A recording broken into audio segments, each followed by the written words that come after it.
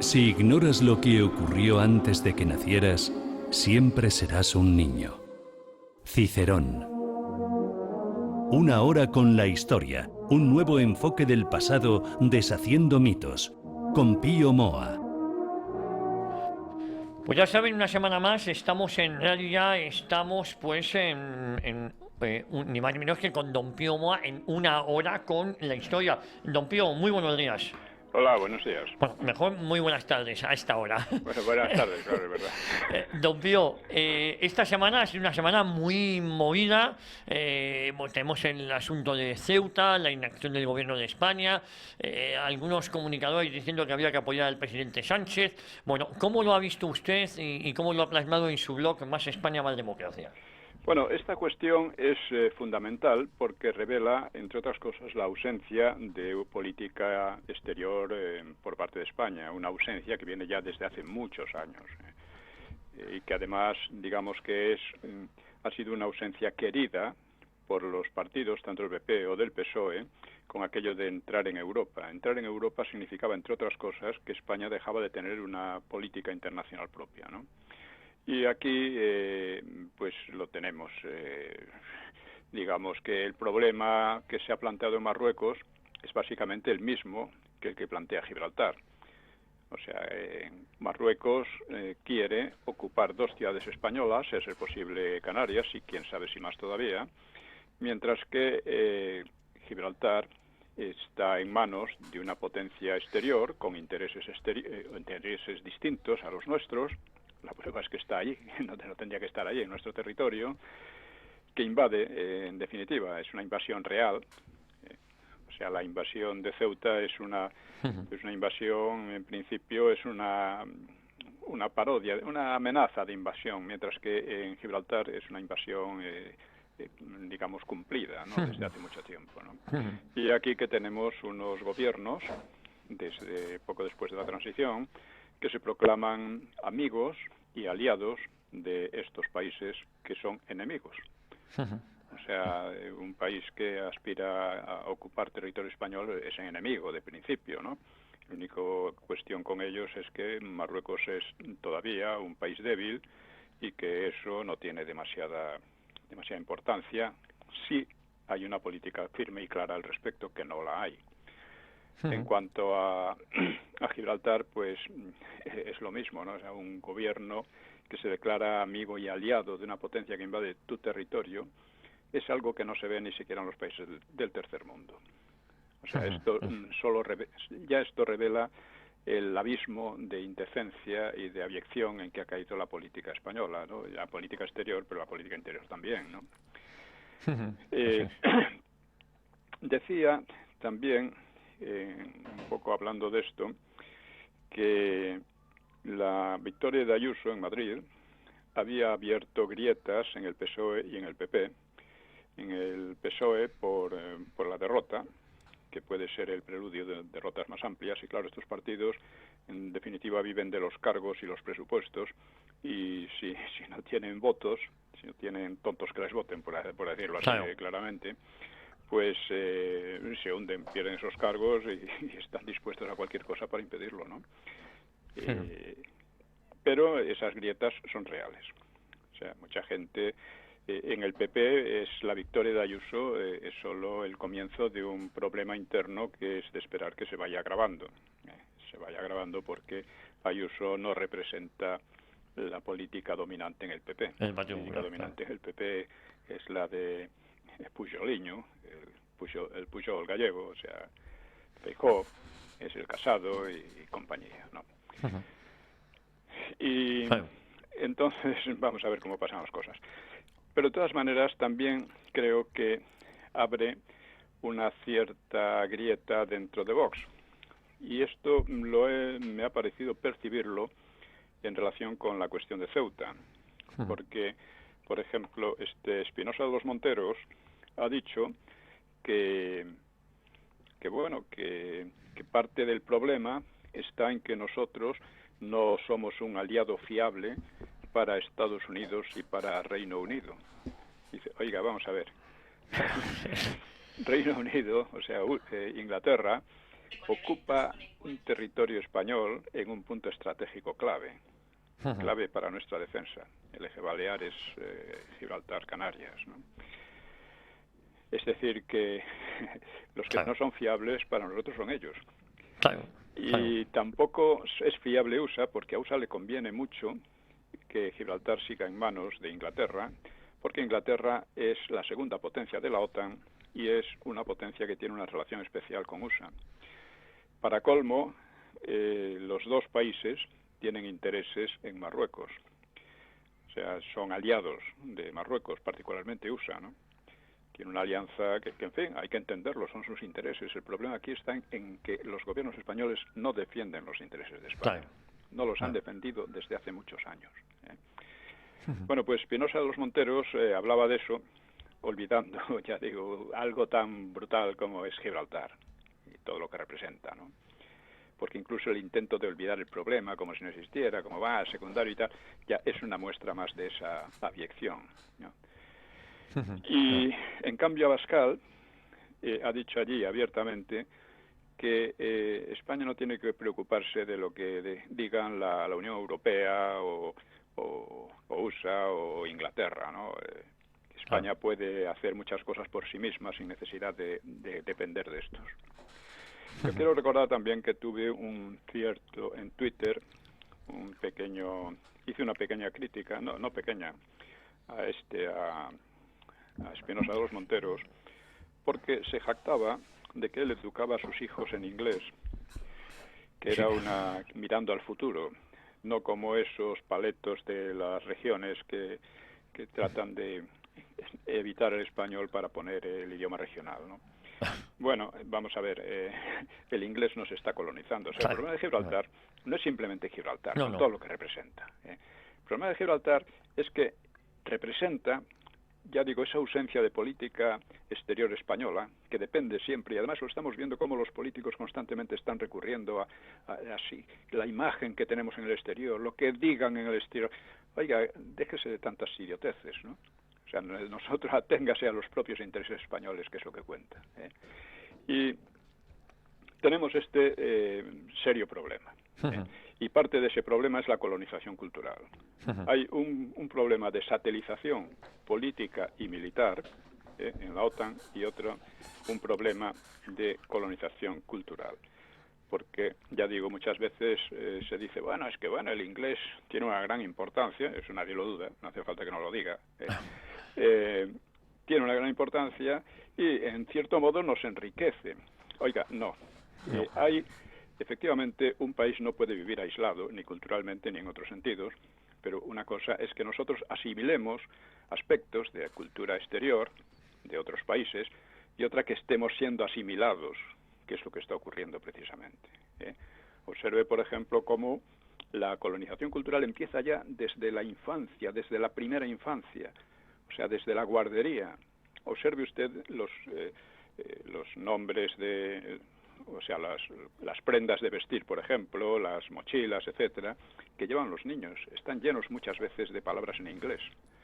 Se les está metiendo en la cabeza ya casi desde que nacen, que el inglés es la lengua superior, la lengua de futuro, la lengua que te dará empleo, etcétera.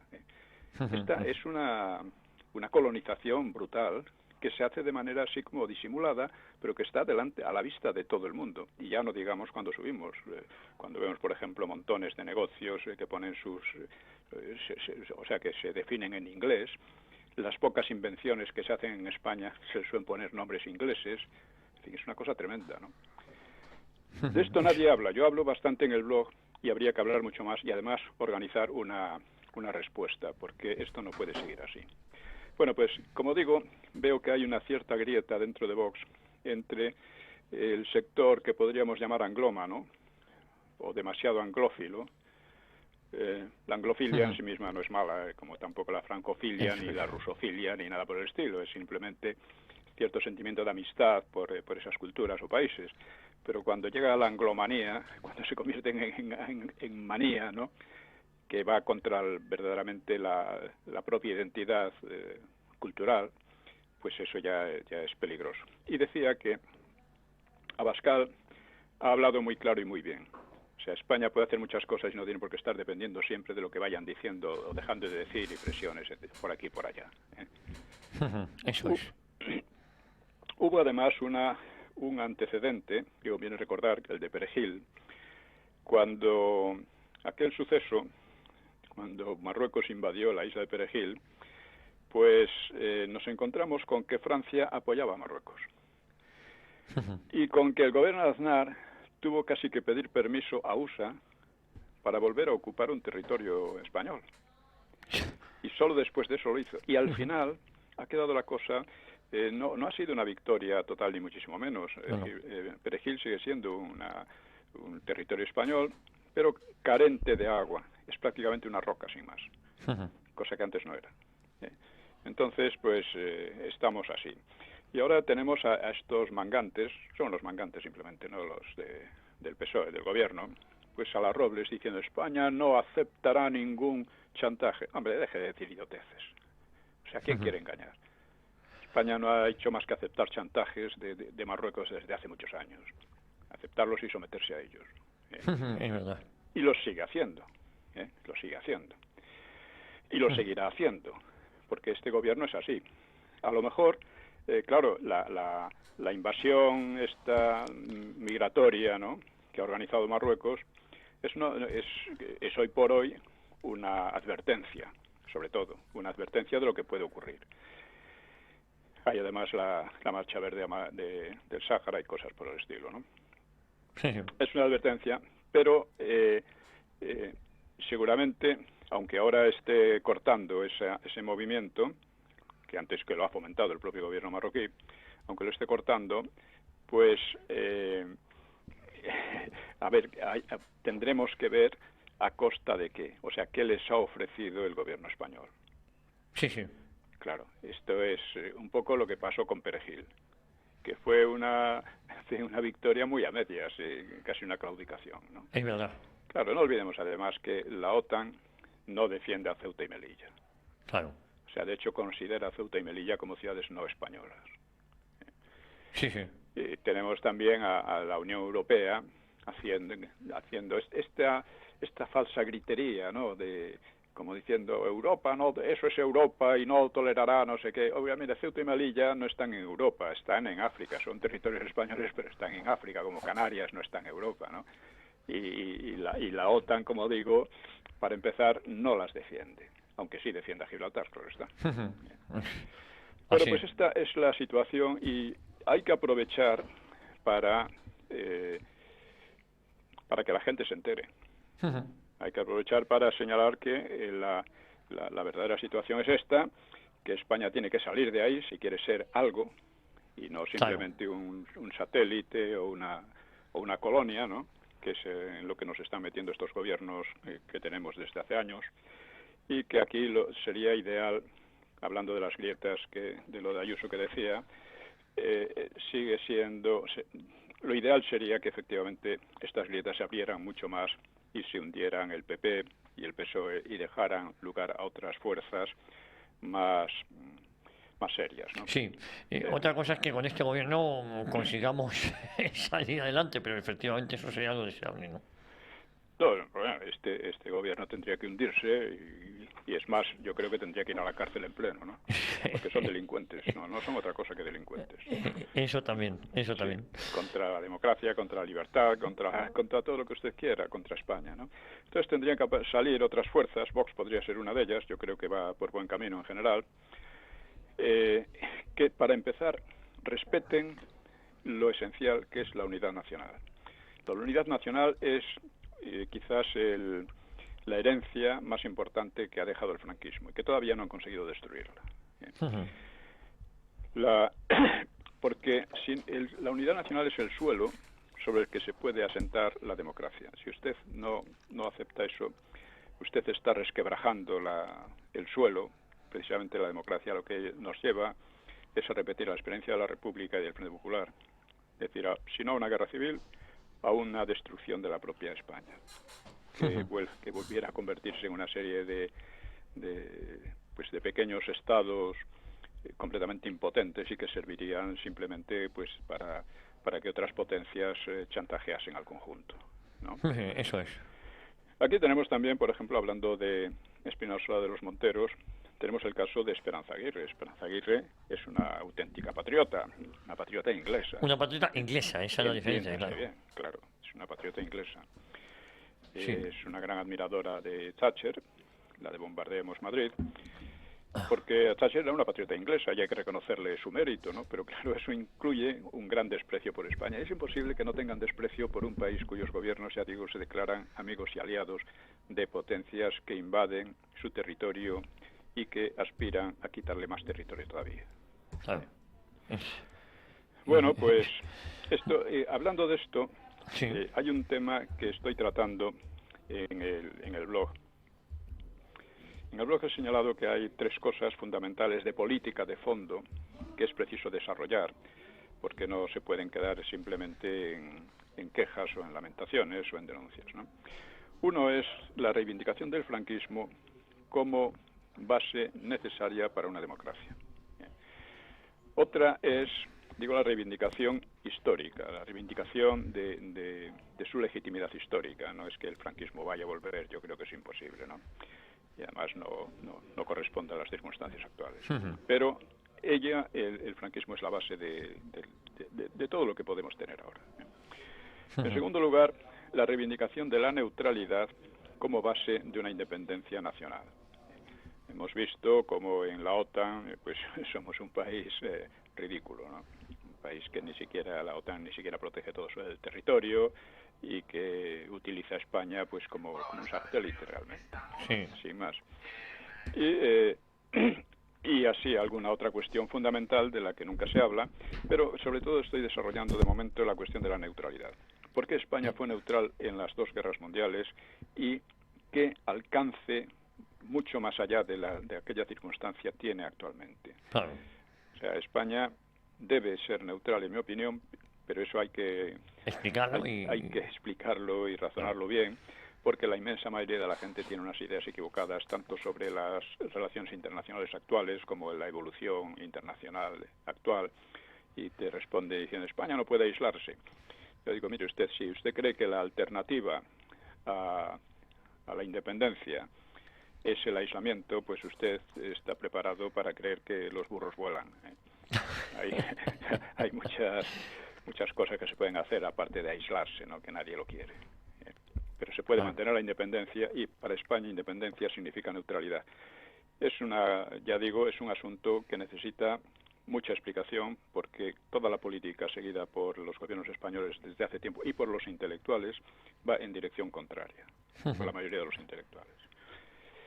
Pues esto es más o menos lo que he venido tratando en el blog esta semana.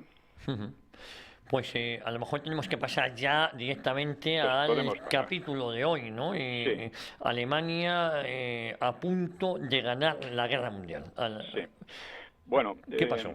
Podemos examinar un poco cómo ha sido la evolución de la guerra. Primero parecía que Alemania iba a ganar definitivamente en el oeste y establecer en el conjunto de Europa un nuevo orden, pero esto fue imposible porque Inglaterra no aceptó la paz y, evidentemente, en función de sus intereses, muy lógico, y la guerra continuó. Pero el objetivo fundamental de Hitler no era el oeste de Europa. Lo único que quería es evitar que una guerra en un doble frente, en 2 frentes, sino que era la ocupación y colonización del espacio eslavo, o sea, Polonia y sobre todo la Unión Soviética. Bueno, esto, ya digo, primero tuvo que asegurarse que en el frente occidental no iba a tener problemas, y lo consiguió, porque aunque Inglaterra siguió en guerra, no tenía la menor posibilidad de invadir el continente, de crear un frente, que solo en 1944 fueron capaces de crearlo, ¿no? Un frente en la propia Europa, quiero decir en Francia, por Francia y por ahí, ¿no? Y por otra parte, el otro frente que había, que era el norte de África, pues los alemanes estaban castigando de una manera brutal a los ingleses, incluso con fuerzas mucho menores que las inglesas, ¿no? Por lo tanto, ahí no había otro frente. No obstante, el almirante Raeder, pues propuso darle al frente norteafricano una importancia mucho mayor, volcando ahí fuerzas desde el principio que con toda seguridad habrían llegado a Suez y mucho más allá, habrían conquistado seguramente el petróleo de Oriente Próximo y además habrían llegado a la frontera sur de la Unión Soviética por el Cáucaso. Esto habría dejado a la Unión Soviética su petróleo pues a disposición de Alemania prácticamente, ¿no? Hitler no siguió esa idea porque, digamos, su mentalidad era más bien continental, no tenía una mentalidad marítima ni en ese sentido extraeuropea, ¿no? Como en aquel momento propuso Raeder, ¿no? Ahora bien, una vez derrotada Francia y con los ingleses imposibilitados de atacar por ahí, era posible atacar a la Unión Soviética y con ello ganar la guerra. Porque hay que darse cuenta de que si los planes de Hitler, que eran en dos o 3 meses, destruir la potencia soviética, eso ya les daría con toda seguridad la victoria, porque Inglaterra no podría hacer nada. El petróleo de Oriente Próximo quedaría, una vez ocupado el Cáucaso soviético, quedaría a su merced. Y USA, desde luego, no iba a animarse mucho a meterse en una guerra que la daría por perdida, claro, teniendo en cuenta además que la opinión pública era mayoritariamente opuesta a entrar en esa contienda, ¿no? Bueno, pues esto fue la situación. Vamos a ver un poco en varios aspectos cómo se desarrolló, ¿no? Habíamos hablado, por ejemplo, de las semejanzas entre el sistema nazi y el sistema nacionalsocialista y el sistema soviético, ¿no? Hay que tener en cuenta que estas 3 fuerzas, los nacionalsocialistas, los fascistas, los soviéticos o los marxistas y los liberales, la democracia liberal, pues hacían unas críticas muy similares unos a otros. Esto lo he tratado en el libro sobre Europa porque es interesante, ¿no? Para los liberales, los nazis y los soviéticos venían a ser lo mismo, los regímenes de tipo socializante o socialista y totalitario, ¿no? Para los marxistas, los soviéticos, las democracias occidentales y el fascismo, los nazis, venían a ser lo mismo. Eran la expresión de los intereses del gran capital, del imperialismo, lo que llama el imperialismo, o sea, el gran capital financiero, ¿no? Y para los nazis o para los fascistas, pues el comunismo y la democracia liberal venían a ser expresiones de lo mismo, O sea que una conducía a la otra. La democracia liberal conduciría al comunismo, lo cual parecía estar ocurriendo después de la Primera Guerra Mundial en varios países de Europa. Y esta era un poco la crítica mutua que se hacían entre ellos y que es interesante por sí misma. Bueno, también hay diferencias, ¿no? Un escritor francés, Gilles Larochelle, que era pro-nazi, pro-alemán, pues colaboracionista, ¿no? Y que había sido antes simpatizante comunista, pues lo explicaba en 2 palabras, ¿no? 2 frases. Dice, los nazis son los cínicos y los comunistas los hipócritas, porque los nazis admiten su violencia, su tiranía, mientras que los comunistas niegan descaradamente las suyas. Esto en parte es verdad y es también una de las causas por las que el comunismo pues ha suscitado muchas simpatías, ¿no? Por su descarada negación de su violencia y su tiranía, ¿no? Bueno, no obstante, digamos que la táctica comunista había buscado el poder mediante el asalto violento, utilizando las ventajas del régimen liberal solo para preparar dicho asalto, mientras que los fascistas en Italia y Alemania pues habían llegado al poder explotando la legalidad liberal para destruirla luego desde arriba, pero no asaltándola. Claro. Curioso. Si salieron tanto fascistas como nazis, pues obtuvieron el poder de manera legal, por así decir, ¿no? Claro, sí. Sí.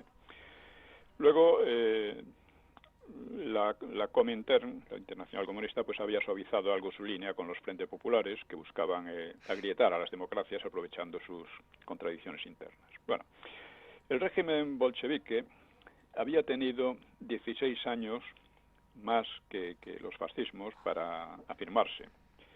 Había dejado millones de víctimas, tanto entre sus enemigos abiertos como entre la población, y sobre todo durante la colectivización agraria en la cuenca del Volga, los Urales, el Cáucaso, Kazajistán, Kirguistán y sobre todo Ucrania, ¿no?, que es la que más se recuerda, ¿no? Entre 1932 y 33 en Ucrania perecieron entre 2 millones y 10 millones según los cálculos. Los cálculos son un poco disparatados, pero básicamente hubo una hambruna terrorífica, ¿no?, por hambre, fusilamiento y por trabajo esclavo. Le llaman el Holodomor, que es un término similar al del Holocausto judío, ¿no? El poder soviético miraba este Holodomor, estas hambrunas, como una manifestación natural de la lucha de clases, que era lo que determinaba el curso de la historia.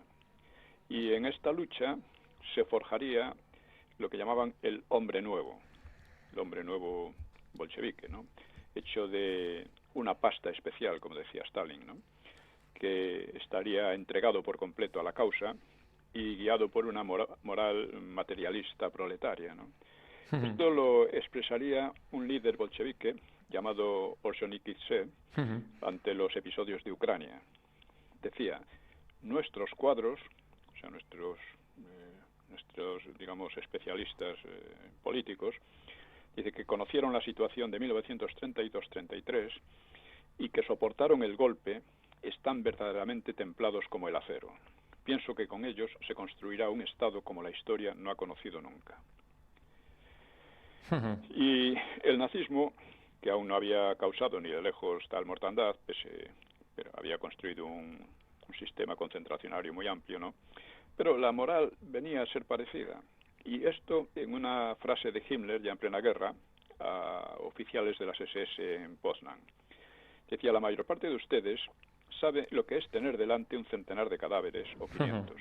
Haber pasado por esto, y salvo casos excepcionales de debilidad humana, haberse mantenido en la decencia, eso es lo que nos ha hecho duros.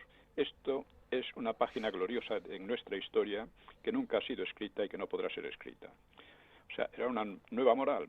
Es decir, el enorme objetivo que se planteaban, crear un hombre nuevo, etcétera, etcétera, significaba la destrucción de las normas morales, lo que se ha entendido siempre por las normas morales clásicas, ¿no? Otro rasgo del estalinismo fue la purga sistemática y sangrienta en el propio partido, ¿no? Stalin, por ejemplo, no había dejado de fusilar o de enviar al Gulag pues a correligionarios sospechosos de disidentes, ¿no? Algunos sostuvieron que gracias a ello pudo mantener luego la lucha contra Alemania sin temor a traiciones como las que soportó Hitler. Por cierto, que Hitler tuvo también su purga enorme de la noche de los cuchillos largos, ¿no?, que se llamaba contra los dirigentes de las SA, de sus milicias primigenias, ¿no?, porque las SS aparecieron después.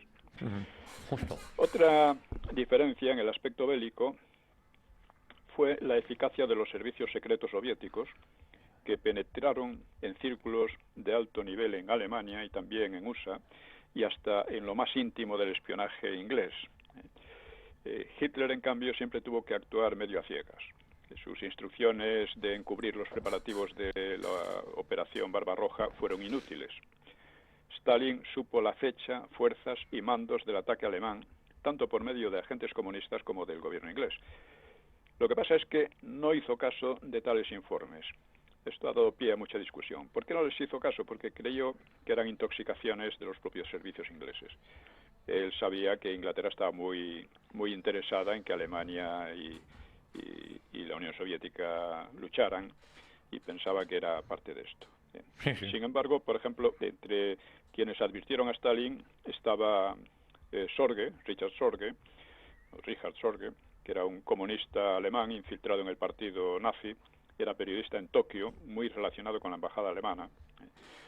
Estaba la que llamaban la Rote Kapelle, Capilla Roja o Orquesta Roja, que era montada por un judío comunista llamado Leopold Trepper, y este accedía a centros de dirección de la Luftwaffe, incluida la sección de claves, ¿no?, y también de la diplomacia, etcétera. Otro Otro espía que sirvió indirectamente a la Unión Soviética fue František Moravec. Este era muy anticomunista, era un coronel que organizó un servicio checo muy eficiente de espionaje, ¿no? Y disponía de un informador en la central misma del Abwehr, o sea, del servicio secreto alemán, Canaris, etcétera, y con un mes de antelación pudo dar los datos clave de la Operación Barbarroja.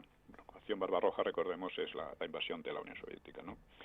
Y que, evidentemente, los ingleses transmitieron al Kremlin, porque ya digo, los ingleses estaban muy interesados en que cuanto antes lucharan Alemania y la URSS. Bueno, pues con estos datos, bueno, aparte de eso, digamos que la Unión Soviética disponía de un aparato militar colosal, ¿no? Según estudios recientes, había movilizado a casi 6 millones de soldados y sobrepasaba a los alemanes en tanques, aviones y artillería, aunque de calidad irregular, pero lo sobrepasaba por un mínimo de 6-1. El grueso de esa potencia se desplegaba cerca de la frontera con Alemania y sus aliados, con algo más de 3 millones de soldados, y una superioridad sobre los alemanes de 4-1 en tanques y cañones de asalto, o sea, más de 2-1 en aviones, y ventaja notable en artillería. Hay que recordar que los tanques alemanes en la batalla de Francia eran inferiores en número y en calidad a los franceses e ingleses. Eran inferiores, pero fueron utilizados con muchísima más habilidad, ¿no? Bueno, además empezaban los soviéticos a fabricar los tanques T-34, que eran superiores también a los modelos alemanes, que eran Mark III y Mark IV, y muchos de sus aviones podían competir técnicamente con los enemigos. Se recordará también que cuando Hitler ayudó al Frente Popular en la guerra, los aviones soviéticos eran mejores que los alemanes, incluso que los italianos. Efectivamente, claro. Bueno, la importancia que se daba a los carros y a los aviones, pues muestra que la doctrina soviética comprendía bien su valor en la guerra moderna, ¿no? Su punto débil radicaba en la deficiencia de sus mandos, que es lo que pasaba a los italianos también en África. Bueno, con estos datos, pues algunos estudiosos rusos han afirmado que Hitler solo se había anticipado a Stalin, porque Stalin preparaba a su vez una ofensiva total contra Alemania. Y seguramente es verdad, pero aquí la cuestión no es esa. La cuestión es que efectivamente aquellos dos regímenes eran incompatibles. Los dos pretendían dominar Europa, incluso el mundo. Entonces no podían vivir juntos, ¿no? Desde luego, ninguno de los dos socios del pacto germano-soviético tenía intención de cumplirlo largo tiempo, ¿no? Pero no es probable que Stalin pensara en atacar por entonces. No es probable. Primero, la excelencia demostrada por el ejército alemán volvía a la empresa muy difícil. Y por otra parte, aunque Stalin conocía bien las ambiciones de Hitler sobre Rusia, pues no había razón para temerlas en aquellos momentos. El pacto había traído a Stalin el inmenso beneficio de apartar la guerra de sus fronteras, permitiéndole además extender su dominio sobre vastos territorios de Europa centro-oriental.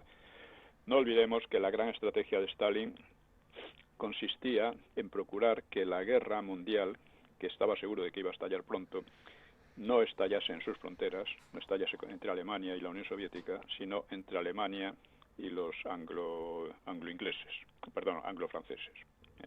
Y esto realmente lo consiguió con aquel pacto, el pacto Ribbentrop-Molotov, ¿no? Y eso, además, con este pacto se acercó mucho a los campos petrolíferos de Rumanía, lo cual para Alemania era un grave peligro, ¿no? Y en aquellos momentos el pacto todavía funcionaba bien. O sea, la Unión Soviética estaba suministrando a los alemanes una enorme cantidad de materias primas que no podían conseguir de otro lado debido al bloqueo inglés por el mar, ¿no? Claro. Seguramente Stalin habría deseado y esperado que tanto Alemania como Francia e Inglaterra se hubieran desangrado mucho más en la lucha de 1940, porque eso habría agotado a los tres países, y eso para para la expansión soviética habría venido muy bien. Pero el éxito alemán, que nadie se esperaba, pues tenía que inquietarle. Claro. Pero ya digo, él sabía que Hitler seguía recibiendo a través de la Unión Soviética pues mercancías indispensables para su esfuerzo bélico, y con lo cual neutralizaba el bloqueo inglés del Atlántico, ¿no? Así que sonaba poco creíble que Alemania quisiera perder esas ventajas antes de eliminar a Inglaterra. Pero ya digo, Inglaterra entonces no era un enemigo demasiado fuerte. No podía crear un segundo frente en Europa, ¿no? Claro. Por eso Stalin creyó que los informes sobre la agresión hitleriana pues eran provocaciones de Londres, claro. Claro. Bueno, y de hecho, además, Stalin venía multiplicando sus gestos de amistad hacia Hitler, ¿no? O sea, 8 meses antes de la invasión, pues le había hecho ofertas económicas muy tentadoras y hasta le había propuesto firmar el pacto tripartito. Y tal había sido también la oferta alemana, con vistas a impulsar el expansionismo soviético hacia el sur de Asia y a costa del Imperio Británico, aunque luego Hitler había cambiado de idea. Y, en fin, parecían muy amigos en aquel momento, ¿no? Sí, era casi impensable que llegaran a enfrentarse porque había una relación muy cordial, ¿no? Claro, y porque había intereses mutuos muy, muy importantes, claro. Cada uno de ellos tenía un gran interés en que el otro estuviera bien, en apariencia, claro. Bueno, pues Stalin intentó incluso apaciguar a Hitler, mejorando el envío de mercancías y demás. Y, en fin, al mismo tiempo, Moscú firmó en abril, había firmado unos meses antes de la invasión, que recordemos es a finales de junio, ¿no?, con un tratado con Japón para hacer ver a Hitler que no podía contar con Japón para que Japón le atacase por la espalda, ¿no?, cuando Hitler atacase a la Unión Soviética. Incluso otra cosa que hizo fue autorizar a una comisión alemana a que inspeccionase su industria aeronáutica para fin de impresionarla y con ello disuadir de aventuras a Hitler. A Hitler, de aquello. Y la comisión, verdaderamente los alemanes se impresionaron, pero en Berlín prefirieron no darle mucho crédito. Creo que ya comentamos como en una conversación de Hitler con Mannerheim, el finlandés. Decía que si hubiera sabido la capacidad soviética para producir tanques y tal, se lo hubiera pensado más, aunque realmente la invasión de Rusia era la gran obra de su vida, lo que él consideraba gran obra de su vida. O sea, que crearía una gran Alemania, extendida hasta los Urales, por lo menos, que con todos aquellos recursos, materias primas, etcétera, y con la capacidad industrial alemana, pues sería una potencia imbatible. Por eso digo que en aquel momento, si los planes de Hitler se hubieran cumplido y en 2 o 3 meses hubiera derrotado a la Unión Soviética, como había derrotado en 3 semanas a los ingleses y franceses, pues probablemente habría tenido la guerra ganada. En fin, para la propia USA hubiera sido una aventura peligrosísima meterse en ese tema. Bueno, la invasión, por supuesto, a Londres le cayó como una bendición del destino. Ahora la propia Alemania le ofrecía a los ingleses un grande y poderoso aliado. Y Alemania se situaba entre 2 fuegos, aunque iba a ser un fuego peligroso el soviético y un fuego, negligible el inglés, ¿no? Churchill, alborozado, se apresuró a declarar la noche del mismo día 22, cuando la invasión, dice: solo tenemos un objetivo y único e irrevocable propósito. Hemos resuelto destruir a Hitler y acabar con todo vestigio del régimen nazi. Todo hombre o Estado que combata contra el nazismo disfrutará de nuestra ayuda. Todo hombre o Estado que combata contra Hitler será nuestro amigo. Prestaremos toda la ayuda posible a Rusia. No hacía mucho tiempo que Churchill era absolutamente antisoviético, ¿no? Pero claro, las situaciones reales en la vida, en la historia, crean muchas paradojas. hay un dicho inglés, dice que la política hace extraños compañeros de cama, ¿no? El pacto germano-soviético, que fue la raíz de la guerra, pues iba a transformarse en una alianza anglo-soviética que se formalizó pues casi inmediatamente, el 12 de julio, ¿no? unos días después. Bueno, este gran cambio realmente, como digo, era muy paradójico. La contienda había estallado por la invasión de Polonia en 1939 y Francia e Inglaterra habían preferido pasar por alto la participación soviética en ella. Y por el contrario, había estado a punto, franceses e ingleses, habían estado a punto de declarar la guerra a la Unión Soviética cuando ésta agredió a Finlandia. Pasada la ocasión, porque duró poco tiempo esa guerra, aunque fue muy sangrienta, pues pasada esa ocasión habían cerrado los ojos a la colaboración soviética con el esfuerzo bélico de los nazis de Alemania, porque, como digo, o sea, Alemania tuvo grandes colaboradores, ¿no? Por ejemplo, en materias primas que le enviaba su amigo Stalin, pero lo tuvo también, por ejemplo, de Suecia.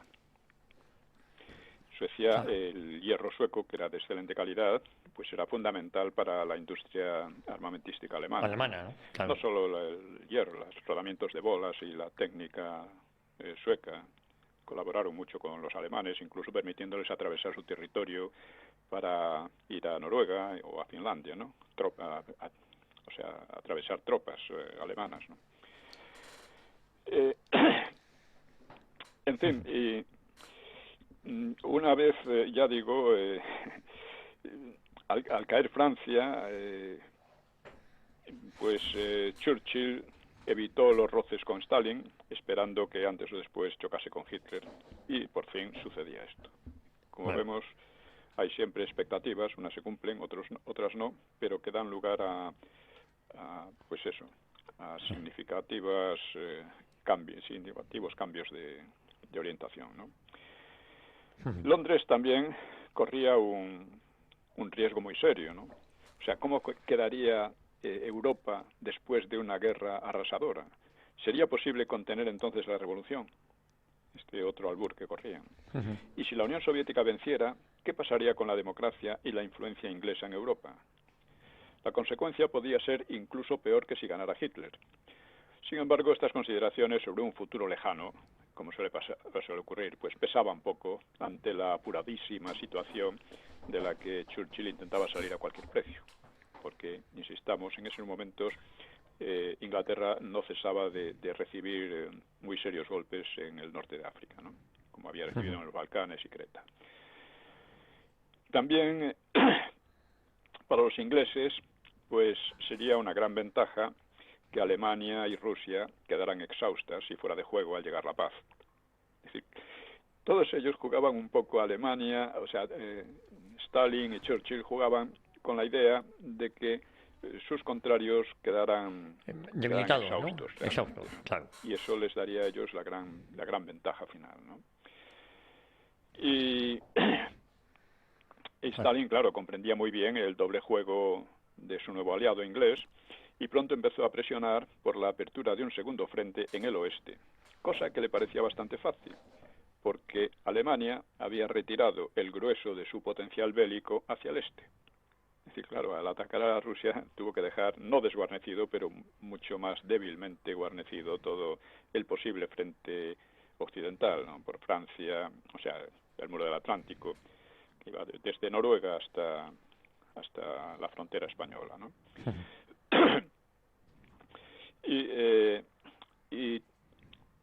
Pero Churchill, claro, que estaba escarmentado por las experiencias que estaba sufriendo con el ejército alemán, pues prefería esperar, ¿no? Claro. Y ganar más fuerza, lo que los soviéticos interpretaban siempre como un manejo inglés para que la Unión Soviética se desangrase lo más posible, se desangrase convenientemente, y entonces volcarse ya con fuerzas frescas e imponer sus condiciones. Es muy importante al estudiar estas contiendas ver los cambios, que también esto Franco los percibía muy claramente, ¿no?, en relación con lo que podía hacer España, y es muy importante ver también en la estrategia, o sea, los grandes objetivos que tenían cada uno. Así, pero de momento para Londres todo eran ventajas. Se alejaba previsiblemente por un largo plazo el peligro de invasión de la isla y también de la península ibérica. Eran cosas que habían temido mucho, claro, a lo largo de 1940 y mitad del 41, ¿no? Los alemanes iban a dedicar casi toda su energía a Rusia y, por tanto, iban a ser más débiles en el Mediterráneo, en Libia, Egipto, ¿no? Y ello iba a permitir salvar Egipto y el petróleo de Oriente Próximo. Eso era fundamental para Londres, ¿no? En adelante, la guerra iba a girar en torno a la resistencia soviética. Si los soviéticos resistían, Alemania saldría muy desgastada, incluso en el caso de que venciera. Claro que si se cumplieran las expectativas de Barbarroja, o sea, que decir, de la operación Barbarroja, de la invasión, pues la posición inglesa se volvería verdaderamente dramática en el otoño. Y también Roosevelt pues consideró beneficioso para su país pues cualquier coalición contra Alemania, ¿no? Y ofreció a Stalin facilidades para adquirir pertrechos de todo tipo. En adelante, pues USA sería algo más que el arsenal de las democracias, como se dijo. Era también en parte un arsenal para Stalin, ¿no? Y su propio aparato estatal quedaría abierto a una sistemática penetración comunista. Es decir, todo tiene sus costes en la vida, ¿no? En la vida, en la política, en la guerra más. Bueno, pues en ese momento, acompañando a la invasión, pues Finlandia, Rumania, Italia y Eslovaquia declararon la guerra a la Unión Soviética. España, Holanda, Noruega y Croacia decidieron mandar voluntarios. Portugal, Bulgaria, Suecia y Francia expresaron su satisfacción por la invasión. Y Suecia facilitaría algunos voluntarios y el paso de tropas, y Francia, pues voluntarios para formar varias brigadas. Bueno, pues por razones opuestas a las inglesas, también en España despertó entusiasmo la invasión de la Unión Soviética. Sin declarar la guerra, por supuesto, pero despertó entusiasmo, ¿no? O sea, por ejemplo, la embajada alemana quedó colapsada por miles de telegramas y llamadas telefónicas de felicitación desde todo el país. O sea, pese a la antipatía del régimen y de la mayor parte de la población por las democracias, que no habían ayudado para nada en la guerra civil, al contrario, pues subsistían reticencias sobre la legitimidad de la guerra en el oeste. Es decir, como recordaremos, Franco estuvo siempre en contra de la guerra en el oeste, la guerra entre Alemania y Francia e Inglaterra, ¿no? Porque creía que solo podía beneficiar a la Unión Soviética, ¿no? Aunque una vez resultó tan fácil la victoria alemana, pues pensó que se iba a instaurar un nuevo orden y que había que contar con ello, ¿no? Además, claro, el pacto germano-soviético le parecía un pacto contra natura. Claro. Y el pacto anglo-soviético pues le parecía también otro pacto contra natura, pero en fin, la historia es así, ¿no? Ahora, en cambio, pues por fin Alemania emprendía la cruzada contra el enemigo de la civilización cristiana, como indicaba Franco, y Franco elaboró la tesis de las dos guerras. La del este, muy justificada a su juicio, o sea, la lucha contra la URSS, y la del oeste, pues mucho más dudosa. Claro, el pacto germano-soviético había causado desconcierto absoluto en España y la nueva alianza anglo-soviética pues se explicaba en algunos círculos, no en todos, como la concreción de un designio judeo-masónico. Los judíos habían predominado entre los jefes del bolchevismo y de la CK, la checa, que aunque Stalin era un antisemita redomado, ¿no? Y además la masonería estaba prohibida en la Unión Soviética. O sea, todas estas contradicciones se escapaban a los análisis demasiado simplistas, ¿no? Y el común objetivo de erradicar la cultura cristiana, en particular la católica, tanto por el régimen alemán como por el soviético, pues lo consideraban pues la explicación del contubernio entre la masonería y la barbarie asiática. O sea, Stalin sería la barbarie asiática, Churchill sería la masonería, y eso todos ellos enemigos de la cultura católica, y de España en definitiva. Estas explicaciones, como digo, son tópicas y son un poco peligrosas por lo simples. Entre otras cosas, la vida real es bastante más compleja y bastante más paradójica, como estamos viendo, ¿no? Por lo demás, el nacionalsocialismo nunca había sido bien entendido en España, ¿no? Ni su estudio despertaba apenas interés, porque ese racismo, pues, ario, pues en definitiva significaba que los alemanes, como arios puros, tenían que predominar y dirigir e imponerse a los españoles, que en definitiva eran poco arios. Esto, pues, no se entendía bien siquiera, ¿no? Por ejemplo, durante la República, el debate, que era el órgano oficioso de la CEDA, pues había advertido contra su racismo, su belicismo y su absorción de la actividad social. Pero luego, claro, predominó en España la gratitud hacia Alemania por su ayuda en la guerra civil y se valoraba especialmente su actitud anticomunista y sus logros económicos, sociales y después bélicos también. Es decir, despertaba una gran admiración por todo eso, ¿no?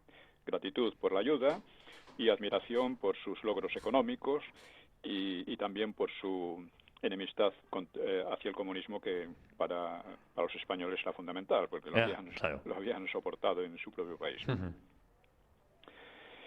Luego estaba Serrano Suñer, que estaba cada vez más enfrentado a la cúpula militar, a los generales, no a todos, pero la mayoría eran antifalangistas, pues seguramente acogió el ataque a Rusia con mucha alegría. O sea, por fin llegaba la ocasión tan anhelada de una empresa exterior que uniera a la masa del pueblo en torno a la falange y que acelerase la fascistización del régimen. La falange siempre fue una familia o partido importante en el franquismo, pero nunca fue la más importante, ¿no? Así que, sin perder un minuto, la misma mañana del día 22, una vez le informó el embajador Storer, pues visitó a Franco para plantearle la formación de unidades de voluntarios contra la Unión Soviética. Y Franco aceptó en principio, aunque con cierta cautela, como era típico en él, ¿no? Pero en cambio la petición de Ribbentrop de que declarasen oficialmente la guerra, pues esa fue rechazada, ¿no? Al día siguiente, en el Consejo de Ministros, Arrese propuso llamar División Azul, por el color de la camisa falangista, a la unidad de voluntarios. Y Varela, que era muy antifalangista, pues percibió su intención de capitalizar el movimiento antisoviético y, bueno, calificó el nombre de tontería y habló de enviar una división del ejército. Según Serrano, dice, Varela era tan bruto, y yo allí mismo sobre la marcha le dije, mire usted, mi general, no diga usted tonterías, usted sabe lo que está diciendo. Y me dice Varela, pero es que en cosas militares también usted se va a meter. Y digo, como no puede llamarse, como no puede ser, es una de las divisiones del ejército español, porque si tal fuera, estábamos en guerra con Rusia. Se necesita ser muy ignorante y muy irresponsable. Al final llegarían a un compromiso que no era muy satisfactorio para Serrano, es decir, habría falangistas y soldados, pero encuadrados por militares. O sea, la mayor parte de los voluntarios fueron falangistas y Muñoz Grandes, pues era un general muy simpatizante de los falangistas, o sea, no era contrario, ¿no? Varela, en cambio, sí. Bueno, entonces la verdad es que el compromiso fue bastante bueno, porque así se combinaba por así decir, el entusiasmo de los falangistas con los conocimientos ya técnicos militares de los militares. Pero no obstante, no dejaría de haber algunos roces, ¿no? Bueno, se producían manifestaciones, por ejemplo, en Barcelona, el día 23, una multitud obligó a cortar el tráfico en la Plaza de Cataluña al congregarse ante el consulado alemán, vitoreando a Hitler y a Alemania. Esto importa recordarlo, estas cosas, claro. Y porque según los separatistas allí nunca simpatizaron. Y hacia mediodía del 24, pues Serrano habló a una muchedumbre desde el balcón de la sede del movimiento, en la calle Alcalá, rodeado de la plana mayor de Falange. Y dijo, no es hora de discursos, pero sí de que la Falange dicte en estos momentos la sentencia condenatoria. Rusia es culpable, culpable de nuestra guerra civil, culpable de la muerte de José Antonio, nuestro fundador, y de la muerte de tantos camaradas y tantos soldados caídos en aquella guerra contra la agresión del comunismo ruso. Esta acusación en gran parte era retórica y falsa, ¿no? La intervención soviética había alargado la lucha en España más de 2 años, pero la causa de ella no estaba en los comunistas, estaba en el PSOE, que había orientado a la guerra civil desde 1933, ¿no? Y Serrano concluyó: el exterminio de Rusia es exigencia de la historia y el porvenir de Europa. Hubo también muchas manifestaciones en otras ciudades. El caso es que al hablar de Rusia estaban cometiendo un enorme error. Se trataba de la Unión Soviética, claro, o de la Rusia comunista, pero la Rusia comunista era una etapa en la historia de Rusia nada más, no era Rusia. No, claro. Estos son pequeñas matizaciones, matices, claro, pero que tienen su importancia. Nos quedan 4 minutos, don Pío. Nos quedan, bueno, pues en fin, poco después Serrano salió a inaugurar una exposición del pintor Zuluaga en los locales de la revista Escorial. La revista Escorial, repito, ya hemos hablado algo de ella, fue una experiencia cultural muy importante porque perseguía recoger también la cultura que estaba exiliada, o fuera simplemente emigrada, ¿no? Y para que no se desperdiciara, ¿no? Y esto motivó una larga polémica con otros sectores más integristas, católicos, que decían que ni hablar, que esa gente quedaba completamente fuera. Ortega, Unamuno, etcétera, muchísimos más. Y claro, la Falange era mucho más aperturista en ese sentido y consideraba que eran parte de la cultura española y que había que mantenerla. Es una cosa curiosa, porque ahora mismo estamos viendo cómo después en la transición y demás, y ya antes, se ha tratado de excluir a la Falange como parte de la cultura española, que ha sido también parte de la cultura española después de la guerra, ¿no? Sí, sí. O sea, esta especie de integrismo por una parte y por otro, ¿no? Que es, desde luego, no es muy beneficioso para España, ¿no? Sí. Y hubo también el apedreamiento de la embajada inglesa para expresar su indignación por la actitud de Churchill. Howard protestó y Franco le restó importancia.